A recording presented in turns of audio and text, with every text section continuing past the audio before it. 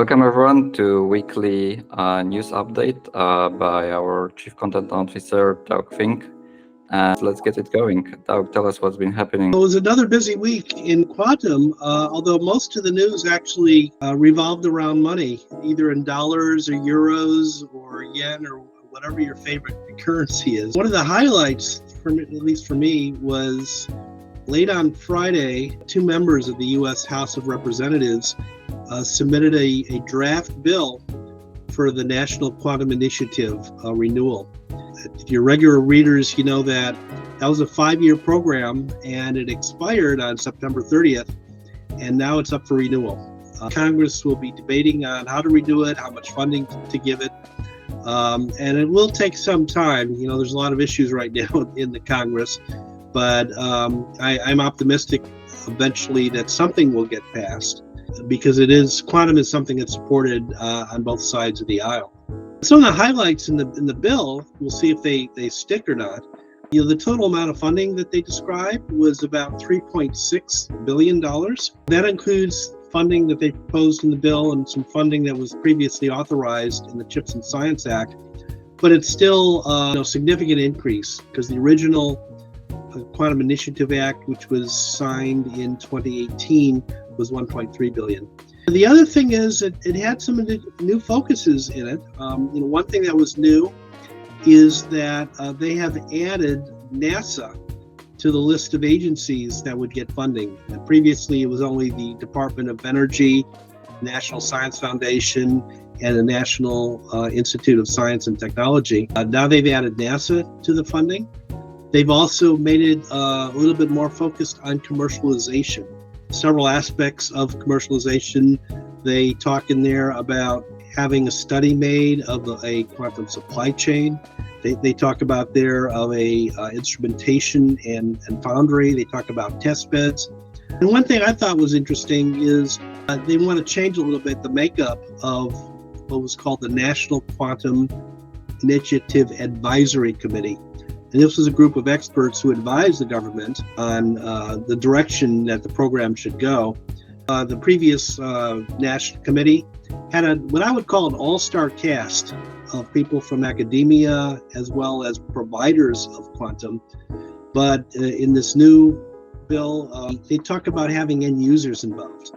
So that would be a new change. And again, there's a subtle shift more towards the commercialization of quantum versus the previous bill, the previous version, which is really more of a science-first type of approach. And I guess that's appropriate given the state of the industry. We'll see what it takes to pass. We'll see if the full $3.6 billion stays in there, but we'll look forward to hearing how it eventually gets through. Our prediction is it will take many, many months, because there's a lot of other things in the U.S. budget that probably need to be resolved first. Other news, again, dealing with money, dollars or euros or whatever. Two interesting program awards were announced. They were announced by IARPA, that's the Intelligence Advanced Research Project Activity, part of a program, the Entangled Logic Program, or ELQ, to demonstrate logical qubits in a 2-qubit configuration. Several of the groups that were awarded were actually based in Europe. One program called SuperMOOS is led by ETH Zurich, and they're working on demonstrating logical qubits with superconducting logic.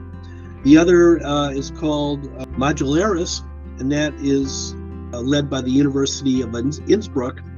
They're going to be working on trapped ions. Big programs, as much as $40 million for the entire ELQ program for the next several years.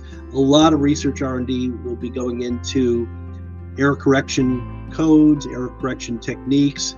A company in the UK called New Quantum got £7 million of investment. New Quantum is working on technology that will allow you to interconnect quantum computers together. Another one is Australia. Analog Quantum Circuits got $3 million, I believe that's $3 million Australian dollars. They're making very small analog components to use inside of superconducting computers. So it's really more of a components company. They're not making quantum computers themselves. Boeing is giving the Chicago Quantum Exchange $3.5 million. That's primarily for workforce development. DARPA has been giving out grants for a program they call Impact for practical applications of quantum. QCR announced they were involved in 2 of them, and another 5 programs are going to be using the QCR machine as the base for doing their research. Parity QC got an award from the German Aerospace Center for molecular simulation. The amount was not released.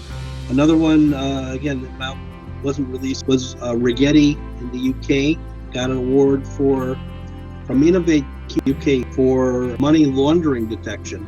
Can you use quantum computers to monitor financial transactions and check for money laundering? A lot of partnerships last week. We also had in the Quantum Computer Report a monthly feature where we have someone goes through all the various research papers from the previous month, and we do a quick summary of the interesting research papers we found, curated summaries. If you're interested in understanding some of the papers that are out there, look at it. So that's really a quick summary of some of the things. Again, you can go to the quantumcomputingreport.com and see all the rest of the news articles, and we'll do this again next week. So thanks.